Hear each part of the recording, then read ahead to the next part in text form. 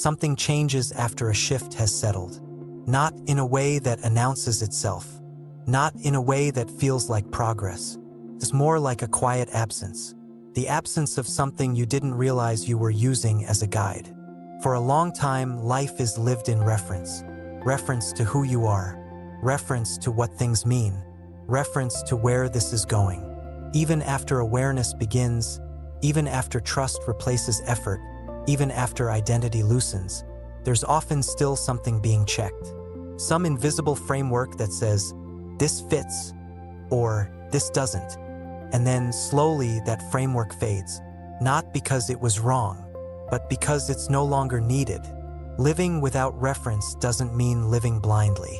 It means living without constantly comparing the present moment to something else. A past version of yourself, an imagined future, an internal standard, a story you think your life should match. I noticed this shift not as clarity, but as relief. I wasn't orienting myself as much. I wasn't asking, is this okay? Or, is this where I'm supposed to be? I was just here, and that felt unfamiliar, because reference gives us a sense of position, tells us where we stand. Without it, there can be a brief sense of disorientation, like walking into a room without immediately locating yourself in relation to others. But then something else takes over, directness. Instead of asking how this moment fits, you experience it. Instead of placing yourself inside a narrative, you respond to what's in front of you. Living without reference doesn't feel elevated. It feels ordinary. You wake up, you move through the day, you speak, you listen, but there's less internal positioning happening. You're not constantly triangulating your experience against an internal map. And because of that, there's less friction. Reference often creates tension, because reference implies comparison. This is better than that. This should feel different. I thought I'd be somewhere else by now. When reference fades, those comparisons lose their footing. Not because you've resolved them, because there's nothing left to compare against. This can feel unsettling at first. We're used to orientation. We're used to knowing where we are in relation to something. But life doesn't actually require that. Life only requires responsiveness. And responsiveness doesn't need a map. It needs presence. This is where Season 2 begins. Not with insight, but with subtraction. Something important is no longer running. And you notice its absence by how much quieter things feel. You're not evaluating your day as much. You're not reviewing yourself constantly. You're not asking whether you're aligned, awakened, or integrated. You're just living. This doesn't mean you stop reflecting altogether.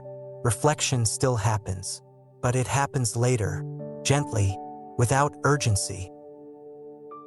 Like noticing something after the fact instead of monitoring it in real time. This stage often shows up as simplicity, not minimalism, not discipline. Simplicity of attention. Your attention is no longer split between experience and interpretation. You're not living and watching yourself live at the same time. That alone changes everything. Without reference, experience feels fuller. Not because it's intense, because it's undivided. You're no longer using part of your awareness to track where you are in your life story. You're just here. This doesn't mean life becomes easy. Challenges still arise. Uncertainty still exists, but they're not amplified by constant checking. You meet them directly instead of through a layer of meaning-making. This is where many people say, I feel more normal. And that can be confusing if you expected awareness to feel special. But normal is the point. Awareness isn't meant to lift you above life. It's meant to return you to it. Living without reference also changes how time feels. You're not measuring moments against where you think you should be. You're not rushing toward outcomes to validate the present. Time slows down, not because less is happening, but because less is being evaluated. You're not trying to get somewhere else. You're allowing yourself to be where you are. And that permission creates space. Space to notice subtleties. The way something lands in your body. The way a conversation feels afterward. The way certain choices leave you lighter or heavier. You don't need to analyze these things. You feel them, and feeling becomes the new reference. Not as a rule, as a signal. Living without reference doesn't mean you abandon values. It means values stop being conceptual. They become embodied. You don't ask, is this aligned with who I am? You notice whether it feels honest, whether it creates tension, whether it asks too much of you, and you respond accordingly. This response isn't dramatic. It's quiet. You step toward what fits. You step away from what doesn't, without announcing it, without justifying it. This is often where people notice they're doing less, but feeling more present. Less busy internally, less crowded. You're not trying to optimize your life. You're living it, and that makes room for something unexpected.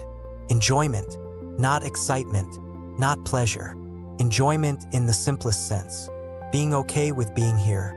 That enjoyment isn't constant, but it's available, and it doesn't depend on circumstances lining up.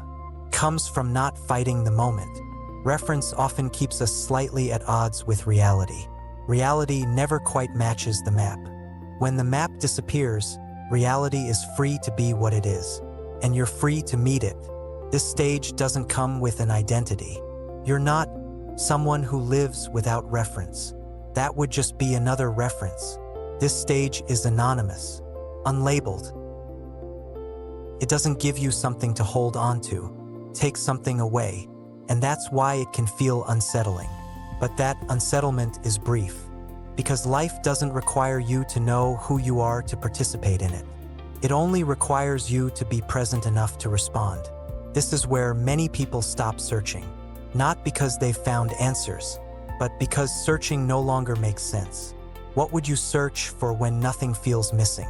This doesn't mean nothing changes. Life continues to unfold. Relationships evolve. Work shifts. Loss happens. Joy appears. But you're not interpreting these movements as statements about who you are. They're just movements, and you move with them. This is the beginning of a new season, not because you completed the last one, but because the terrain changed. Season 1 was about the shift, the reorientation away from unconscious momentum. This season is about living without the scaffolding that once held that momentum in place.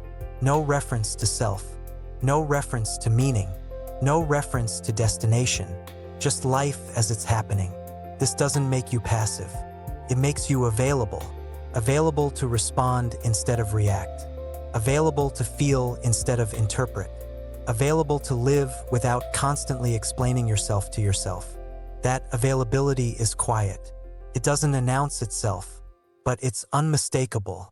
If you've noticed moments where you didn't need to check in, if you felt less concerned with where you stand, if life feels simpler without being empty, you're already here, living without reference. Not because you decided to, because it's what happens when awareness stops needing a framework.